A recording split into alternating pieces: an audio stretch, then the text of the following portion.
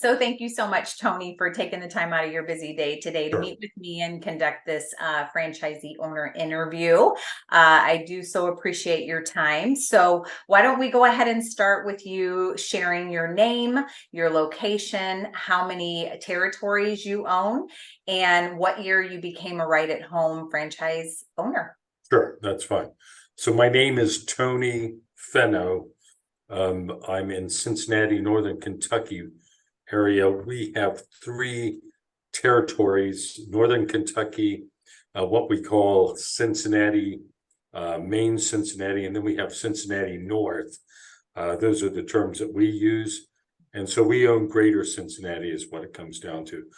We started here, well, we're about ready to turn over 20 years, so 19 and a fraction years in business. Congratulations. That's Thanks. awesome. Thank you. So why don't you tell us a little bit about your background prior to coming to being a Right at Home franchise owner? Certainly. So my background is one of pharmaceutical manufacturing. I had a long career in that. Owned my own business in Northern New Jersey. However, having said that, I was not the person that started this franchise. It was my wife. And so my wife started it, and she started it really when she was recovering from cancer. And her oncologist suggested that she might want to get a job as she was thinking too much about cancer coming back again. And he said, really, you need something to occupy your life.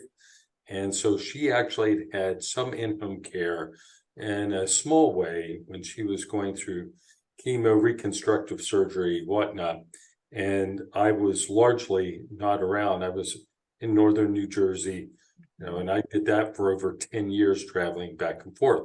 So when I sold my business in Northern New Jersey, she asked the question that no husband likes to hear of their entrepreneurial spouse is, why don't you help me out in the business? So here I am today. That was about 12 years ago, maybe. And so here I am today. I run it, and she is largely not here. So what's that say for her? Exactly. Well, that's awesome. Going through all of that, I can't imagine. And then still her wanting to impact others in their lives. So it speaks volumes. So thank you for sharing that personal story. So what would you say supported you in making the decision to come to Right at Home in particular? Why Right at Home? Yeah, so look, I've been living it across the table from my wife on weekends for many years, as she had been, listening to how things were going with my business. I then would Turnabout's Fair Play, listen to hear how business was going for her. So it was something that I had a good familiarity with, let's face it. And unlike what I was doing before, this is a business that really needs what I felt it needed: systems in place, policies, procedures, and then mature people running it. Now, it's not to say my wife didn't have any of that. My wife really didn't have the ability to pull together. So I hired a nurse for the first time, which really set us on the right path. And I think that immediately improved our quality of care to our clients. And then putting some policies and procedures in place, we pursued Joint Commission accreditation. That helped us a lot, in addition to the policies and procedures that we got from Right at Home. And then we just started putting metrics in place, quite frankly. What was the metric the salespeople were held accountable for?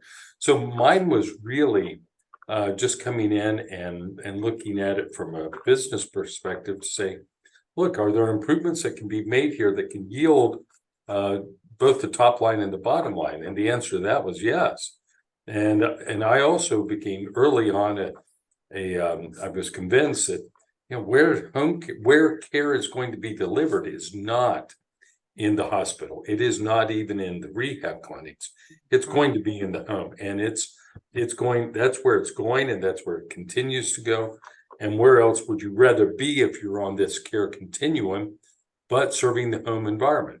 So when I looked at all that, and I knew that the industry was maturing, I thought this is a great place to be.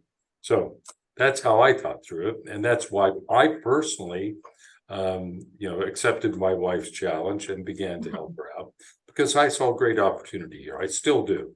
Absolutely. And lucky for her, you like organization. So why don't you go ahead and walk us through a typical day if you can?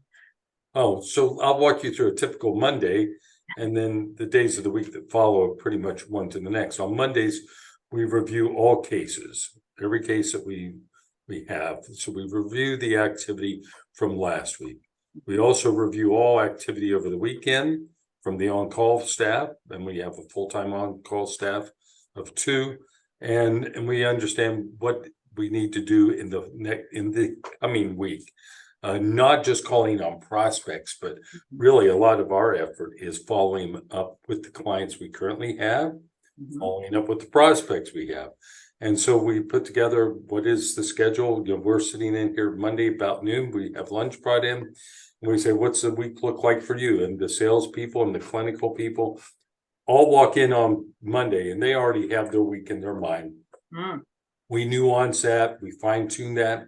And by the time we get to 1 o'clock, everyone's bolting for the door because they either have calls to make, they have supervisory visits to do, they've got assessments of new prospects to do, or they need to visit a caregiver, a care pro, to sort of give them counseling and guidance. So a lot happens on Monday to set the pace for the following week. And then we start our week, and weeks are generally, we've got a strong team on the inside. And so they're catching opportunities that come in via phone. We have an inside salesperson. So it becomes very dynamic. So you've got a set schedule, supposedly at 1 p.m. on Monday, and everyone marches out the door. But we know full well that come Tuesday, right through the end of the week on Friday, there's going to be a lot of changes. And we have to always be reprioritizing what needs to happen immediately and what can wait.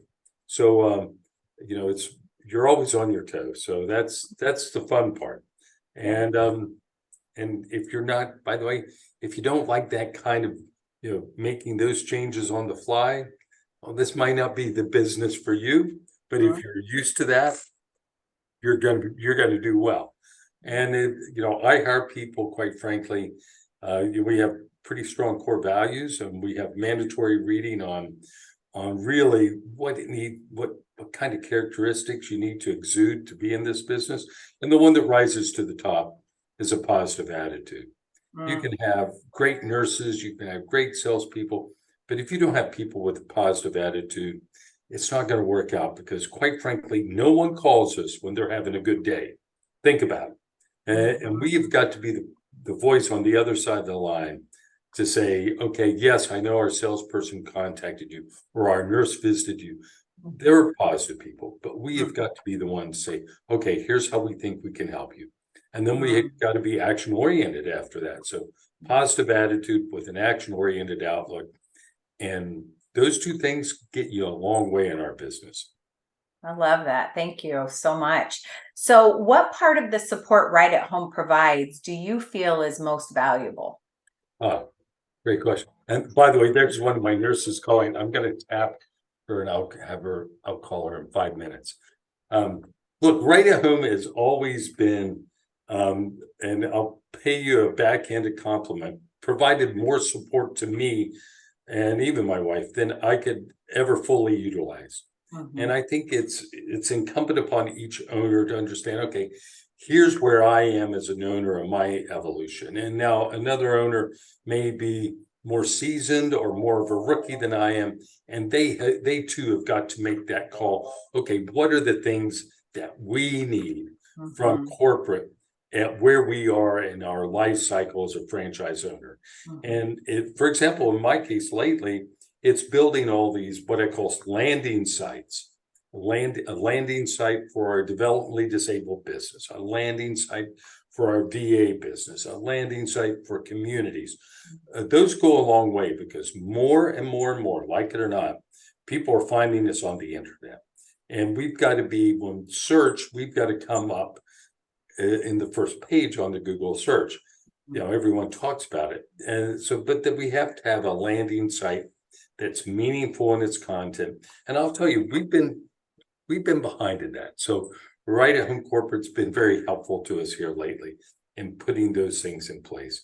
Right at Home, next to that, I'd say it's the policies, procedures, if you will, the accreditation for Joint Commission. They've been most helpful in that.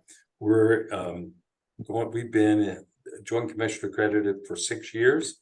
So that's good news. The tough news is, how do you keep up on those practices?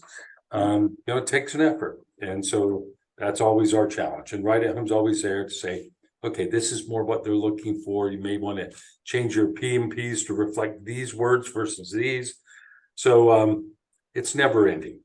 So that's what I'm dealing with lately. All right. Well, thank you for sharing. And then what would be one piece of advice that you'd give to a prospective franchisee looking at Right at Home for business ownership? Sure. I'll tell you, that's easy. That's somewhat easy. Look, if you're not, I think any good franchise owner is a good commercial operator.